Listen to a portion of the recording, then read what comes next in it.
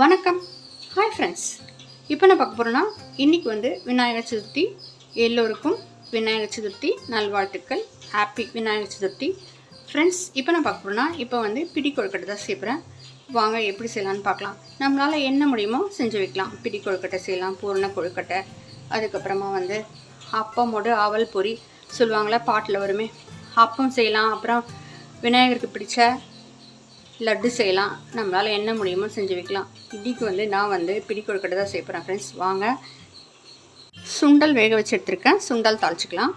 இதுக்கு தேவையானது 2 cups rice flower எடுத்து வச்சுருக்கேன். இது நம்ம பச்சரிசி ஊற வச்சு அரைச்சி பொடிச்சு ஜலிச்சு அதுக்கப்புறம் வறுத்து எடுத்து வச்சுருக்கேன்.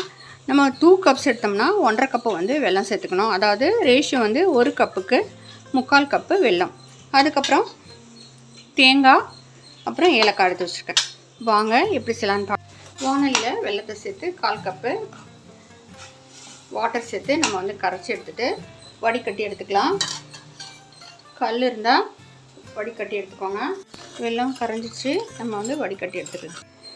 நம்ம வெல்லத்தை பார்த்து சேர்த்துக்கலாம். கொஞ்சம் கொஞ்சமாக கூட சேர்த்துக்கலாம். ஏன்னா சில பாகு வெல்லம்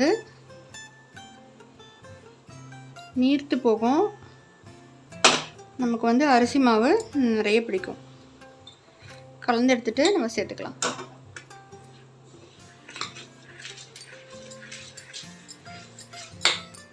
வெல்லத்தை இருத்தாச்சு. அதே வானலியில் மாவை சேர்த்துட்டு தேங்காய், அதுக்கப்புறம் ஏலக்காய் சேர்த்துட்டு நல்லா கலந்து எடுத்துப்போம். சூடு ஆறின பிறகு பிடிச்சி வச்சுட்டு நல்லா கலந்துருங்க. நல்லா கலந்தாச்சு. சூடு ஆறின பிறகு நம்ம பிடிச்சி எடுத்துக்கலாம். அப்புறம் ஸ்டீம் பண்ணலாம். பிடி கொழுக்கட்டை பிடிச்சி வச்சுட்டு நம்ம ஸ்டீமில் வச்சிடலாம். நம்ம இதுவை மோதகம் மாதிரி கூட இப்படி செஞ்சு வச்சுக்கலாம்.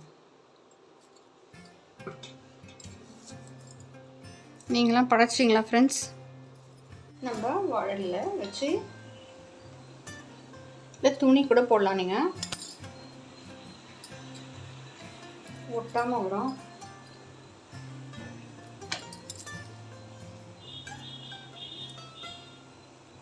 இது நம்ம மூடி ஒரு 10-15 மினிட்ஸ் வேக வைக்கலாம்.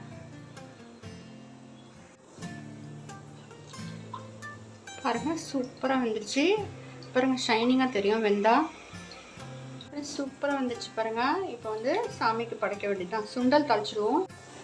கடுகு, உளுந்து, வரமிளகா போட்டு தாளிச்சிடலாம். நாம் பச்சை மிளகா, சோம்பு அரைச்சி போட்டு கூட தாளிக்கலாம். அது வேறு மாதிரி நல்லாயிருக்கும். கருவேப்பிலை சேர்த்து தாளிச்சிடுங்க.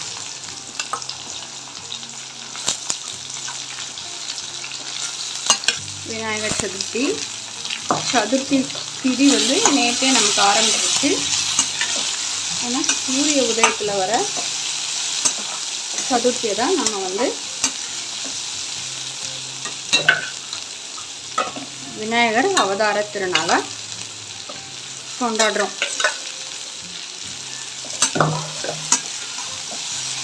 இதில் தேங்காய் துருவலை சேர்த்துக்கலாம்.